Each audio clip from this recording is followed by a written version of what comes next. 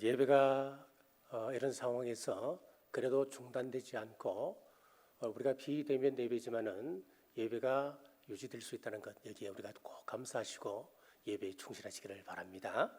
큰 위기 앞에서라고 하는 제목으로 하나님의 말씀 선포하겠습니다.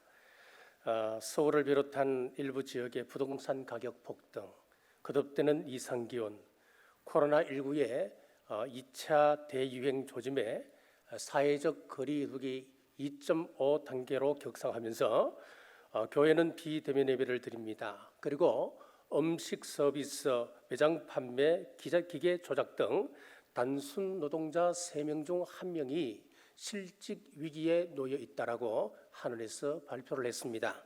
이런 위기 속에서 한탄만 하고 있을 수 없습니다. 우리는 성경으로 돌아가서 위기 극복 원리를 찾으셔야 합니다. 성경의 인물 중 야곱만큼 어려움을 많이 겪은 사람도 드뭅니다. 하지만 야곱은 어려움을 겪을 때마다 위로하시고 새로운 꿈을 주시는 하나님을 만났습니다. 창세기에 보면 야곱은 하나님과 3번의 만남을 가집니다. 첫 번째는 창세기 28장에 외삼촌 라반의 집으로 도망가는 야곱. 가는 길에 광야에서 잠을 자다가 사닥다리 환상을 보게 됩니다. 그리고 두 번째 만남은 창세기 32장에서 고향으로 돌아가는데 에스가 400명의 군사를 이끌고 온다는 것입니다. 이것은 분명 20년 전 사건에 대한 복수가 틀림없습니다. 형을 만나기 전날 밤 야복강가의 나루에서 천사와 실험을 한 사건입니다. 그리고 세 번째 만남은 오늘 창세기 35장입니다. 35장에서 주목할 점은 그가 인생의 최대 위기 가운데 처음 하나님을 만났던 베델로 올라갔다고 하는 사실입니다. 왜 베델로 올라가야만 했을까요? 그리고 무엇 때문에 베델 이름을 엘 베델이라 불렀을까요? 엘 베델의 이름의 뜻은 베델의 하나님, 그런 뜻입니다. 이 말은 하나님은 끊임없이 야곱을 바꾸어서 기어코 하나님께서 원하시는 사람으로 이끌어 가신다라고 하는 의미가 숨어 있습니다. 왜 그런가 하면 창세기 28장과 창세기 38장에서 하나님과의 만남을 가집니다. 그럼에도 불구하고 34장까지 기록된 야곱의 모습을 보면 여전히 아버지를 속이고 또 형 에서를 속이고 또 외삼촌 라반을 속이는데 자신의 본성 자체를 버리지 못하고 있다고 하는 것을 우리는 보게 되는 거예요. 야곱은 20년 전 베델에서 돌베개를 제단 삼아서 기름을 붓고 평안히 아버지 집으로 나를 오게 하신다면 나의 전 재산 가운데 10분의 1을 하나님께 바치겠습니다. 서문을 했습니다. 야곱은 밧단 아람에서부터 가나안 땅 세겜으로 평안하게 돌아왔습니다. 하지만 11조 봉헌 약속을 실천했다고 하는 기록은 어디에도 살펴볼 수가 없습니다.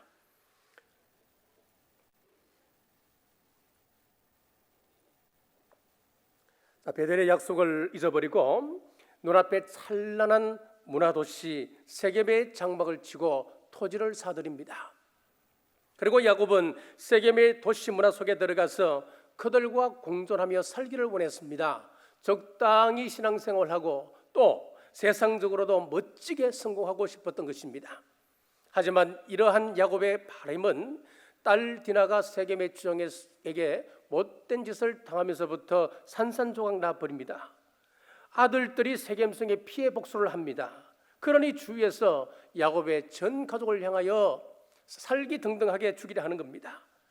지금까지는 야곱 개인의 위기였습니다만은 세겜에서의 위기는 야곱 일가 전체의 위기입니다. 주변 족속 차원에서 위협을 가하고 있습니다. 망년자실한 야곱이 어떻게 위기를 극복했는지 살펴보겠습니다. 첫째, 하나님의 말씀에 순종했습니다. 1절 말씀입니다. 하나님이 야곱에게 이르시되 일어나 베델로 올라가서, 하나님께서 베델로 올라가라 말씀하셨습니다. 5절입니다. 야곱과 그와 함께한 모든 사람이 가나안 땅 루스 곧 베델에 이르고 야곱 일가 전체가 순종하고 베델로 올라갔습니다. 하나님이 말씀하시면 어떤 것이든 가능하지 않습니까? 창세기 1장 2절에 보시면은 하나님이 이르시되 빛이 있으라 하시니 빛이 있었고 하나님은 말씀 한마디로 천지를 창조하신 분이셨습니다.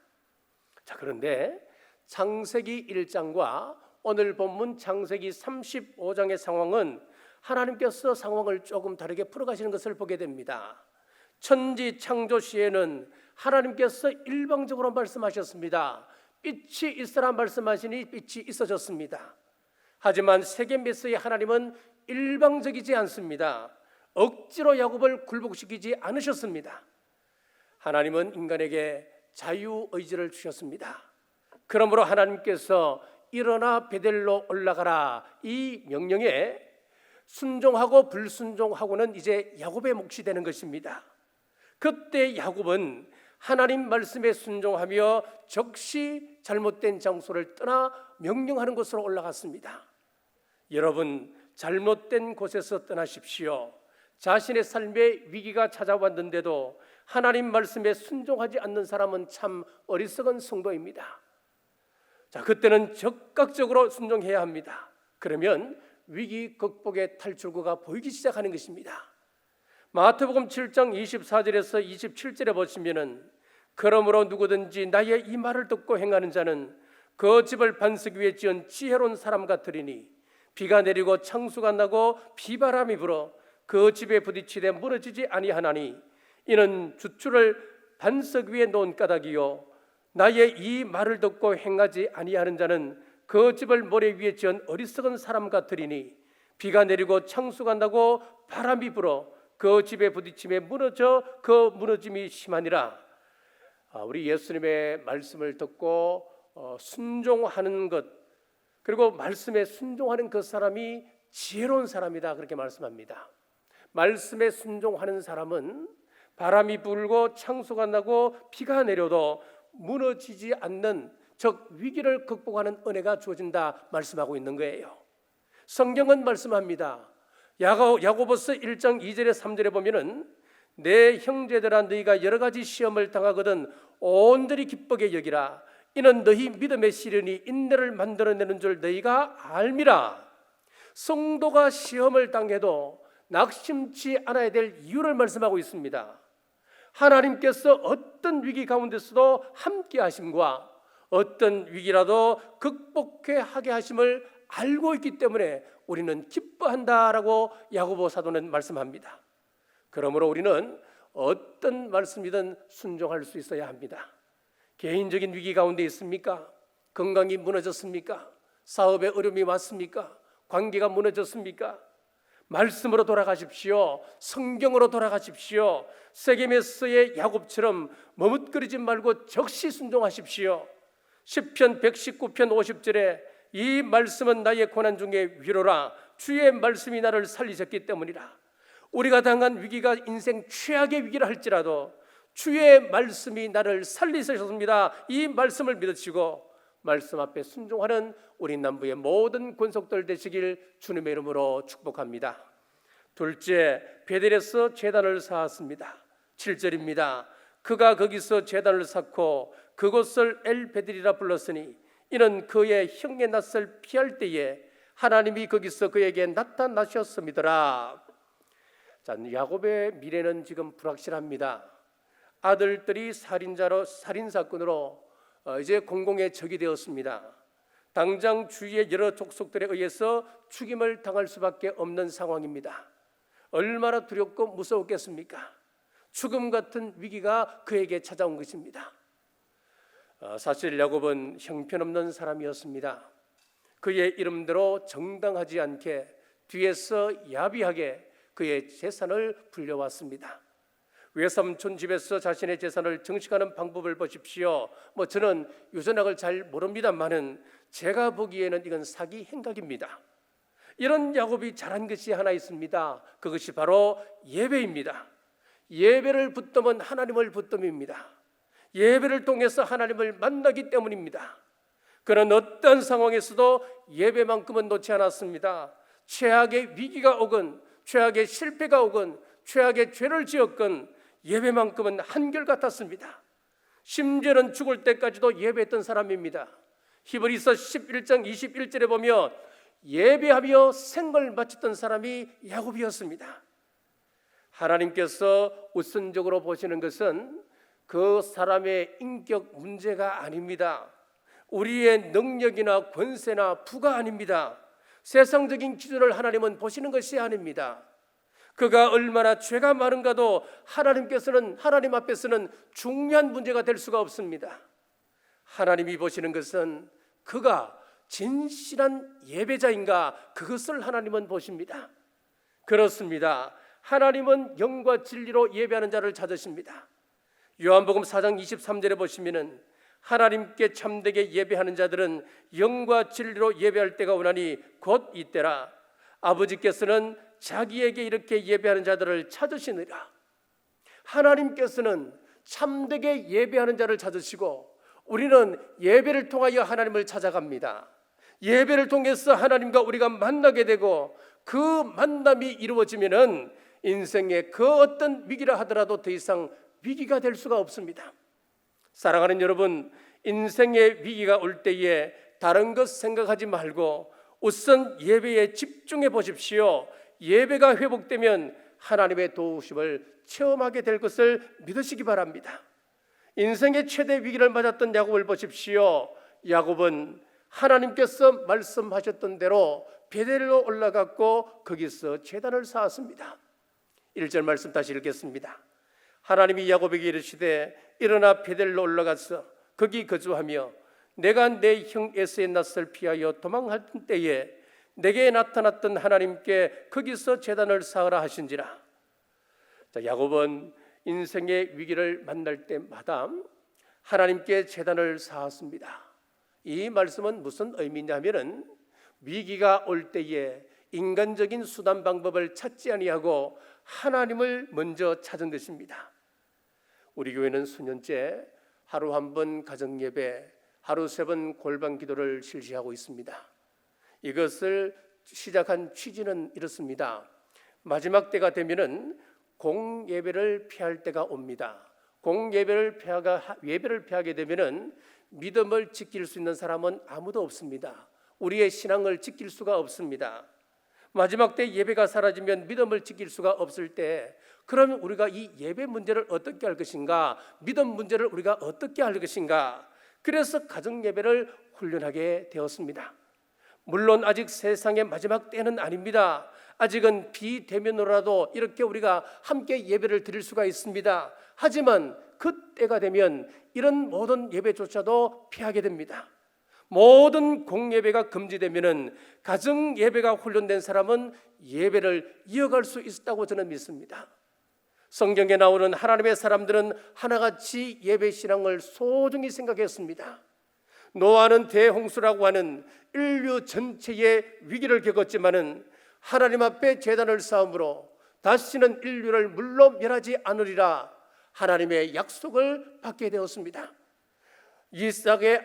야곱의 할아버지 아브라함도 가는 곳곳마다 제단을 쌓았습니다. 그의 아버지 이삭도 제단을 쌓았습니다. 누가복음 24장에 보면은 예수님의 성천 이후에 제자들의 모습을 기록하고 있습니다. 그들이 늘 성전에서 하나님을 찬송하리라 그랬습니다. 늘 하나님 앞에 예배드렸다는 이야기입니다. 예배에 철저해야 제자입니다. 이 신앙이 흐릿하면 위기 앞에서 우리는 무너질 수밖에 없습니다. 여러분은 어떤 위기를 만났습니까? 그것이 작은 위기든 큰 위기든 위기의 본질과 해결책은 같습니다. 세겜에서의 야곱처럼 예배를 회복할 때에 아무리 큰 위기라도 반드시 극복하게 될 것을 믿으시는 우리 모든 성도들 되시기를 주님의 이름으로 축복합니다. 세 번째, 문화를 바꾸었습니다. 2절에서 3절입니다. 야곱이 이에 자기 집안 사람과 자기와 함께한 모든 자에게 이르되 너희 중에 있는 이방 신상들을 버리고 자신을 정결하게 하고 너희들의 의복을 바꾸어 입으라. 우리가 일어나 베델로 올라가자. 자, 우리에게서 문화라고 하는 것은 참으로 중요하고 또 이 문화 속에 잘못 접하게 되면은 우리는 무서운 일을 당하게 되기도 하지요. 이스라엘 백성들이 애굽에서 탈출했습니다만은 그들이 결정적인 순간에 광야에서 송아지 우상을 만들고 경배하는 일이 있었습니다. 무슨 일이겠습니까? 아직까지 그들의 정신 문화는 여전히 애굽에 속해 있다고 하는 것을 보여주고 있는 것입니다. 경건한 신앙을 위해서는 과거에 즐기던 문화를 떠나서 새로운 영적 문화 가운데 들어가야 합니다. 야곱은 자신과 자신의 공동체가 세겜의 문화에 얼마나 깊이 동화되어 있었던가 깊이 깨닫게 되었습니다. 그래서 구체적으로 제거해 가는데 첫째는 이방신을 제거했습니다. 외삼촌 집에서 야반 도전을 할 때에 아내 라헬이 드라빔이라고 하는 아버지의 수호신을 훔쳐왔습니다. 이 신만 가지고 있으면 하나님의 복이 우리 가정에 임한다라고 믿었습니다. 그래서 꼭꼭 숨겨서 여기까지 가지고 와서 여전히 그것을 숭배하고 있었던 겁니다. 이것을 버렸습니다. 두 번째는 의복을 바꾸어 입었습니다. 의복을 바꾸어 입었다고 하는 것은 회개를 의미합니다. 요한계시록 22장 14절에 보면 두루마기를 빠는 자는 복이 있으리니 했습니다. 두루마기를 빤다라고 하는 것은 회개를 말합니다. 지금까지 죄된 행실을 벗어버리고 그것을 씻어내는 것입니다. 죄가 가로막고 있다면 그것들이 우리와 하나님 관계를 가로막아서 복의 물줄기를 자꾸 차단시킵니다. 그래서 근본적인 이 문제를 해결하지 아니하고 우리가 아무리 기도한다 한들 복을 구한다 한들 그것은 제한적일 수밖에 없는 거예요. 셋째는 정결케 했습니다.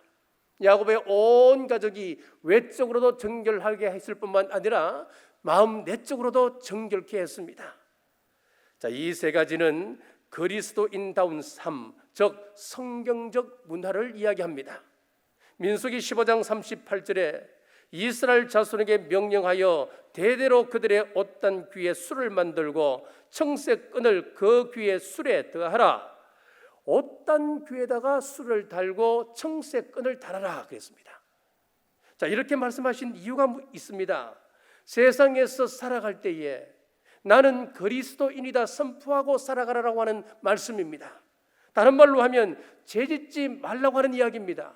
이것을 지금 이러한 귀를 통하여서 술을 통하여서 예방적 차원에서 지금 우리에게 처방을 주고 있는 거예요. 민수기 15장 39절에서 40절입니다. 이 술은 너희가 보고 여호와의 모든 계명을 기억하여 준행하고 너희를 방종하게 하는 자신의 마음과 눈의 욕심을 따라 음행하지 않게 하기 위함이라. 이 술을 단 이유가 있다는 거예요. 내 스스로도 늘 이 술을 보고 나는 하나님의 백성이야. 하나님의 계명을 지켜야 할 하나님의 종이야. 그래서 이 술을 볼 때마다 내가 하나님 앞에 정결한 사람으로 내 마음을 살피고 음행에 빠지지 않도록 하기 위함이라 그랬습니다. 자, 그리하여 너희가 내 모든 계명을 기억하고 행하면 너희의 하나님 앞에 거룩하리라. 거룩한 하나님의 백성으로 세우기 위하여서 우리 옷단 귀에다 술을 달겠다는 거예요. 자, 이 옷술이라고 하는 것은 히브리 단어로 시시티라고 하는 단어를 씁니다. 이 말의 뜻은 광채가 나는 장식품 그런 뜻이에요. 왜 광채가 나는 장식품을 옷 끝에다가 달게 했습니까? 이유가 있습니다. 다른 사람들 눈에 잘 띄게 하는 것입니다. 사람들이 그것을 보기 싫어도 그것을 볼 수밖에 없는 장식품입니다. 광채가 나는 것이기 때문에. 그래서 사람들이 그 옷단 끝에 단 술을 바라볼 때마다 저 사람은 하나님의 사람들, 하나님을 섬기는 사람들, 그렇게 알 수 있게 했습니다. 저 사람은 예수 그리스도를 믿는 제자들이구나, 예수님을 섬기는 사람들이구나 알 수 있게 했다고 하는 것이에요. 자동차에 남부 교회라고 하는 큰 스티커를 붙이고 다닌다면 함부로 신호 위반할 수 있겠습니까? 그 용감하게 할 수 없습니다. 누가 내 앞으로 급히 끼어들게 한다라고 내가 따라가서 창문 내리고 심한 욕을 할 수 있겠습니까? 그럴 수 없는 것이지요. 양복에다가 경주 남북위에 명찰을 붙이고 다닌다면 술에 취하여 시내를 활보할 수 있겠습니까? CCTV가 우리의 행동을 조심스럽게 하는 겁니다. 그래서 때로는 우리의 직분이라고 하는 것이 우리를 지켜줍니다. 목사라고 하는 직분 때문에, 장로라고 하는 직분 때문에 우리는 보호를 받는 거예요. 내가 집사이기 때문에 정도를 걷고 말 한마디라도 조심하게 되는 겁니다. 직분이 우리를 지켜줍니다. 이렇게 우리 옷에 술이나 청색끈 같은 장식을 해서 붙이고 다니면 세상 사람들이 저 사람은 하나님의 백성이구나 쉽게 구별할 수 있게 됩니다. 우리 스스로도 행동을 조심하게 되고 신중의 신중을 기하게 되는 것입니다. 하나님은 우리에게 이런 구별된 삶을 바라십니다. 기독교가 이 땅에 처음 들어왔을 때에 우리 신앙의 선진들은 참 많은 핍박을 당해왔었습니다. 그런데 세상 사람들이 우리 신앙의 선진들을 핍박하면서도 우리 선진들을 인정을 했습니다. 그러면서 그 사람들을 뭐라고 불렀느냐? 예수쟁이라고 불렀습니다. 자, 당시 예수쟁이라고 하는 의미는 어떻게 사용되어졌나 하면은 예수쟁이는 거짓말하지 않는 사람들이다. 예수쟁이란 술, 담배 하지 않는 사람들이다. 예수쟁이란 첩을 두지 않고 윤리적으로 깨끗한 사람들, 제사하지 않는 사람들이다. 그런 의미로 세상 사람들이 불렀습니다. 이렇게 우리 신앙의 선배들은 구별되게 살았습니다. 사랑하는 여러분, 야곱의 가족들이 위기 앞에서 세겜을 비롯한 과거 문화를 버리고 거룩한 삶을 살리라 결단했던 것처럼 세상과 구별된 삶 살아가는 우리 모두 되시길 주의 이름으로 축복합니다. 야곱이 자신과 온 가족의 신앙을 새롭게 했더니 어떤 복이 왔는지 한번 보십시오. 5절입니다. 그들이 떠났으나 하나님이 그 사면 골들로 크게 두려워하게 하셨으므로 야곱의 아들들을 추격하는 자가 없었더라. 우리 힘으로 해결하지 못했던 문제를 하나님께서 해결하십니다. 하나님께서 문제를 해결하기 시작하셨습니다. 시편 91편 2절에서 6절입니다. 나는 여호와를 향하여 말하기를 그는 나의 피난처요 나의 요새요 내가 의뢰하는 하나님이라 하리니 이는 그가 너를 새 사냥꾼의 올무에서와 심한 전염병에서 건지실 것이미로다. 그가 너를 그의 깃으로 덮으시리니 내가 그의 날개 아래 피하리로다. 그의 진실함은 방패와 손방패가 되시나니 너는 밤에 찾아오는 공포와 낮에 날아드는 화살과 어두울 때 퍼지는 전염병과 밝을 때에 닥쳐오는 재앙을 두려워하지 아니하리로다. 자, 여기 보면은 새 사냥꾼의 올무가 나오고 심한 전염병이 나옵니다. 밖에서 찾아오는 공포가 기록되어져 있습니다. 이 외에도 몇 가지가 나옵니다만은 지금 여기에 기록된 모든 이야기들은 이 세상의 모든 재앙들을 말씀하고 있는 거예요. 세상이 감당치 못할 코로나19로 팬데믹이 왔습니다. 기침만 해도 혹시 내가 하는 공포가 엄습합니다. 지금 교회가 새 사냥꾼이 쳐놓은 올무에 걸려있는 것 같습니다. 내일은 또 어떤 교회가 어느 교회가 확진자가 나오지 않을까 온 이 땅의 교회들이 가슴 졸이고 있습니다. 세상은 자연재난으로 공포에 떨고 있습니다. 지진, 태풍, 장마 등 세계 곳곳에서 기상이변이 일어나고 있습니다. 우리가 자랑하는 과학으로 막을 수 있을까요? 택도 없는 소리입니다. 막을 수 없습니다. 방패이신 하나님 의지해야 극복할 수 있습니다. 하나님 의지하면 시편 91편 7절입니다. 1000명이 내 왼쪽에서 10,000명이 내 오른쪽에서 엎드러지나 이 재앙이 내게 가까이 하지 못하리라.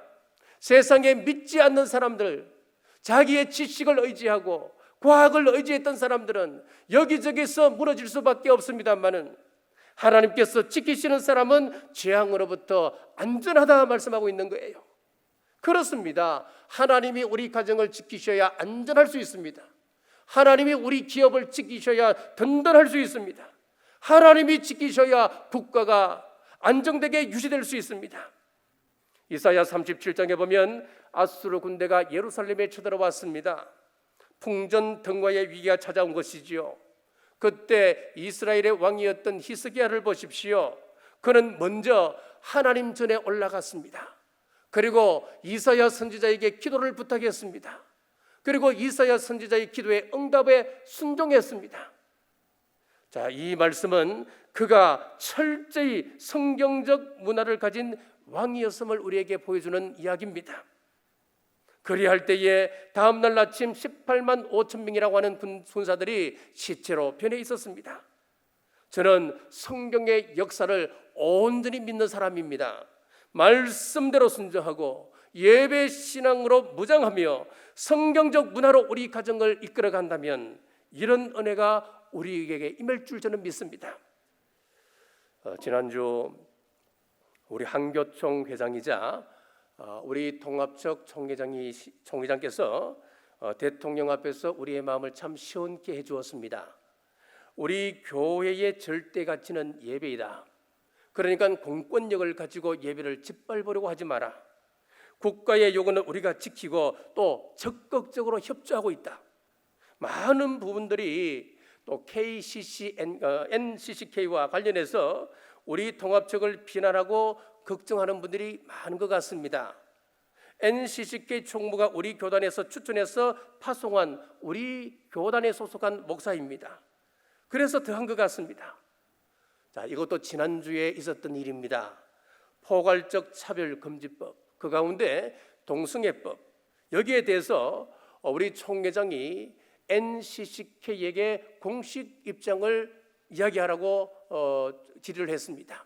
그때 NCCK 총무가 뭐라고 대답했느냐 하면은 NCCK는 동성애법을 찬성한다라고 답변을 해왔습니다. 그래서 우리 총회장이 경로했어요.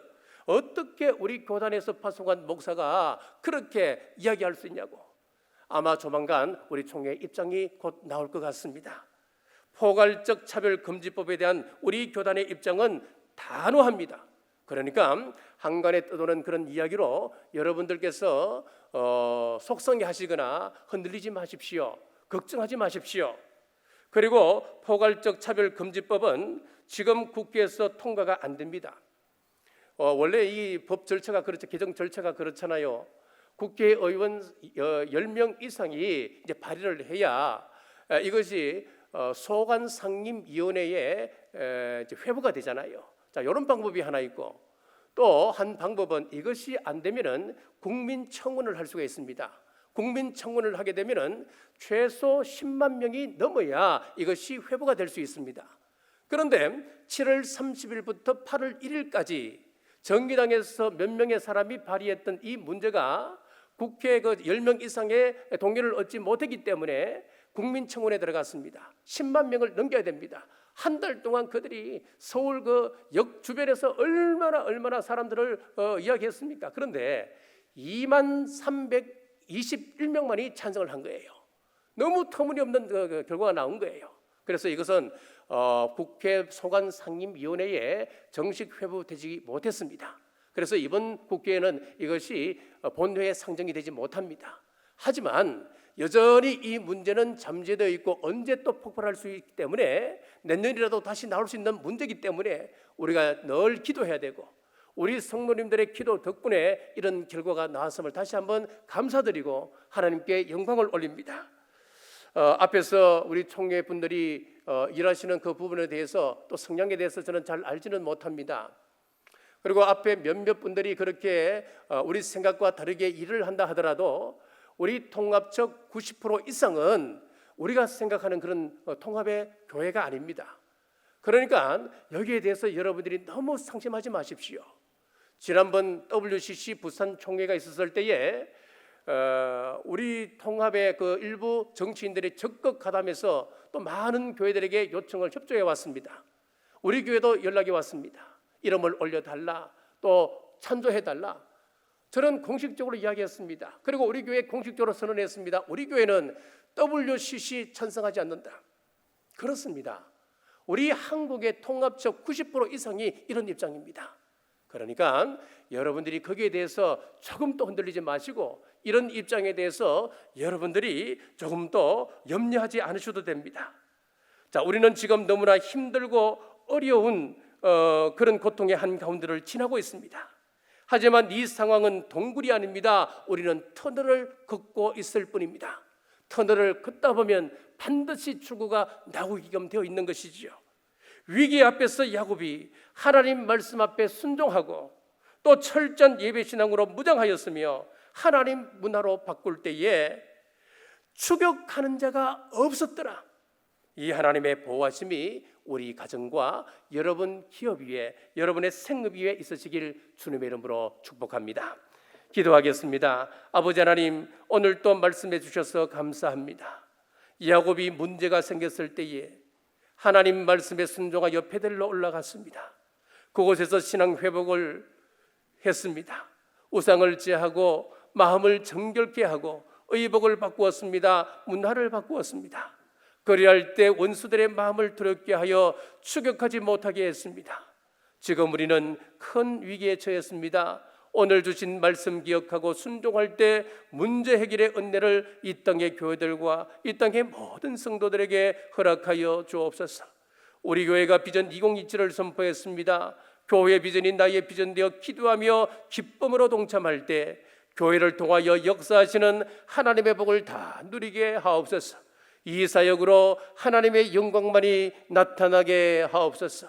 다시 오실 예수님 이름으로 간절히 기도드리옵나이다. 아멘.